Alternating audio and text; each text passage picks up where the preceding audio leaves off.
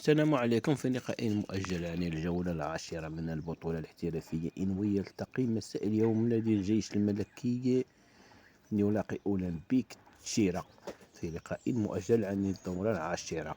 نستعرض لكم تفاصيل المباراة. المرجو دعمنا بلايك للفيديو والاشتراك في القناة. نستعرض لكم توقيت المباراة والقنوات الناقلة لمباراة الجيش الملكي ضد أولمبيك تشيرا.